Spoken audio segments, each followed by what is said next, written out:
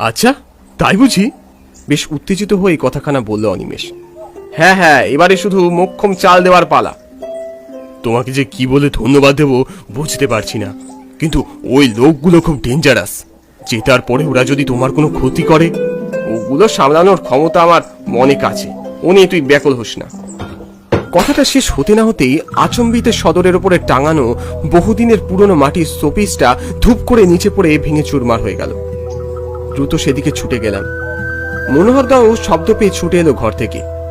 বিস্ফারিত চোখে জিজ্ঞেস করলো, এই জিনিস ভাঙলো কি করে বাবু? বুঝতে পারলাম না, আমরা তো ওদিকে কথা বলছিলাম, কই তেমন হাওয়াও তো দিচ্ছিল না। হ্যাঁ তাই তো, এই শোপিস বড়বাবু সেই রাজস্থান থেকে এনেছিল। নয় নয় করি তাও 50 বছর হবে। এতদিন এ বাড়িতে কাজ করছি, এরকম অলক্ষণে কাণ্ড আমি আজ পর্যন্ত দেখিনি বাবু। কথাটা বলে মনোহরদা চলে গেল। এবার যেন একটা চাপা ভয় ধীরে ধীরে আমায় গ্রাস করতে থাকলো। আমার মনের কোথাও যেন বলছিল, এসব ছোটখাটো ব্যাপার হলেও এই কাণ্ড মোটেই স্বাভাবিক নয়। এ বাড়িতে এতকাল আছি, কোনোদিন নিজেকে এরকম আতঙ্কিত লাগেনি। সারাদিনের ক্লান্তির পর রাত্রিবেলা ঘুমিয়ে পড়েছিলাম। খানিকক্ষণ আগেই অঝোরে বৃষ্টি শুরু হয়েছে, আর তাতেই লোডশেডিং। একটা ঠান্ডা হাওয়ার স্রোত বয়ে আসছিল জানলার গড়াত বেয়ে। আচম্বিতে কাছে কোথাও একটা ঝিলিক সহ প্রচন্ড বাজ পড়ার শব্দ। এমন সময় একটা বিকট চাপা শব্দে ঘুমটা ভেঙে গেল।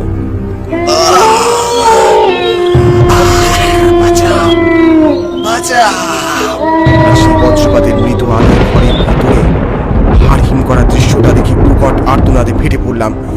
এই কে কে? এটা কে? ছেড়ে দাও, ছেড়ে দাও, ছেড়ে দাও! পাশে শুয়ে থাকা অনিমেষের বুকের উপর হাঁটু মুড়ে বসে আছে একটা আধপোড়া শরীর। সেই বৈশাচিক দেহের দিকে তাকালেও হাড় কেঁপে ওঠে। ভারী একটা দুর্গন্ধে ভরাট হয়ে গেছে ঘরের বাতাস। অমানসিক মুখের আঁচড়ে অনিমেষের দেহটা ছিন্ন বিচ্ছিন্ন করে ফেলছে সেই অবয়বটা। ওকে বাঁচাতে রীতিমতো অবয়বটার সাথে ধস্তাধস্তি শুরু হলো। এই ছাড়, ছেড়ে দে, ছেড়ে দে! অতর্কিতে দেহটা বড় মুহূর্তে অন্ধকারে কোথায় যেন মিলিয়ে গেল, আর সাথে সাথে বিকট চিৎকার করে জ্ঞান হারিয়ে খাটের উপর অনিমেষ লুটিয়ে পড়ল। এই অনিমেষ, অনিমেষ ওঠ, ওঠ! না, বুঝলাম অনিমেষ ভালো মতোই মূর্ছা গেছে। এটাই স্বাভাবিক যদিও। হাঁফ ছেড়ে তাড়াতাড়ি করে উঠে টেবিলের উপর রাখা গ্লাস থেকে কিছুটা জল খেলাম। ততক্ষণে দু চোখের পাতা থেকে ঘুমটা পুরোপুরি লাটে উঠেছে। তারপর ক্লান্ত শরীরটাকে এলিয়ে দিলাম চেয়ারটার উপর, আর তখনই মাথার ভিতরটা প্রচন্ড যন্ত্রণায় ফেটে পড়ল। হাত পারষ্ট হয়ে ধীরে ধীরে কেমন একটা ঘোরের মধ্যে প্রবেশ করলো সারা শরীর। অতল বিভীষিকাময় আতঙ্কে ততক্ষণে মূর্ছা যাবার জোগাড়। আচম্বিতে চোখের স্পষ্ট দৃষ্টি একটু একটু করে ঝাপসা হয়ে এলো। চকিতে চোখের সামনে ধীরে ধীরে ফুটে উঠল ভিন্ন একটা দৃশ্যপট। গহীন জঙ্গলের ভিতর কাঠের তৈরি একটা ছোট্ট কুঁড়ে ঘর। দেখে মনে হয় সম্ভবত কোনো কাঠুরের ঘর। এরপরে দৃশ্যটার জন্য মোটেই প্রস্তুত ছিলাম না। দূরে ওটা কে দাঁড়িয়ে? খুব চেনা কেউ। ওটা তো অনিমেষ, কিন্তু ও এখানে? হতচকিত দৃষ্টিতে সম্মোহিতের মতো সেদিকে খানিকক্ষণ চেয়ে রইলাম।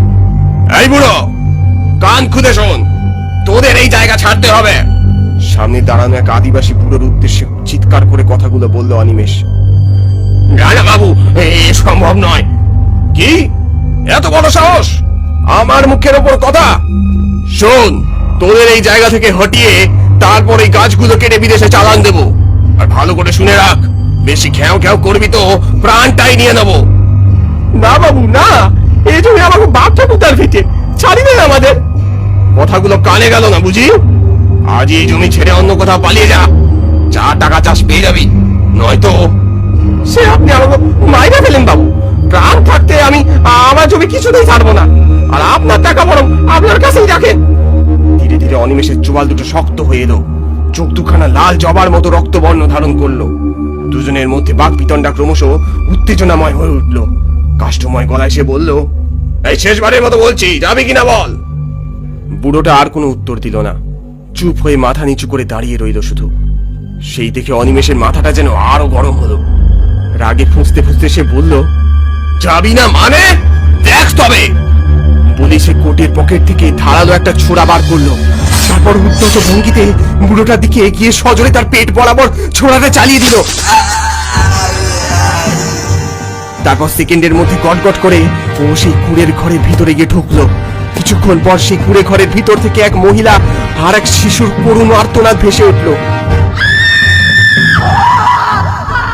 এরপর অনিমেষ ওর সাগরেদদের বলল, বডিগুলোকে ওই গাছের সাথে বেঁধে পুড়িয়ে দে, আর হ্যাঁ, সব প্রমাণ ধুয়ে মুছে একদম সাফ করে ফেলবি।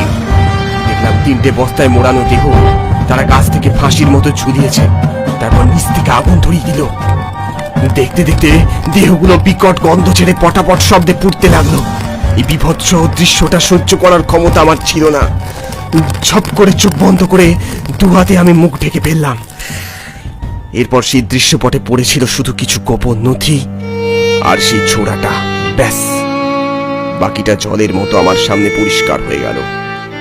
সে রাতে মনে মনে প্রতিজ্ঞা করলাম, এই সভ্য সমাজে এই জানোয়ারটার বাঁচার এক বিন্দু অধিকার নেই।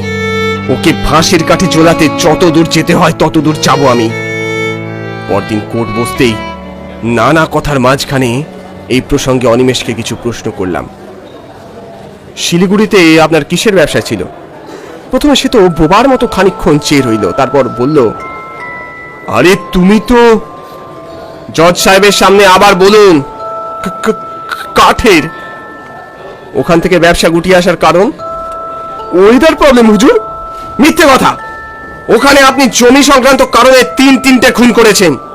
এই যে হুজুর, এই নথিতে সব প্রমাণ মজুদ আছে, আর বাকিটা আপনি লোকাল পুলিশে খবর দিলেই পেয়ে যাবেন। হতবাক হয়ে হাঁ করে এতক্ষণ শুনছিল অনিমেষ।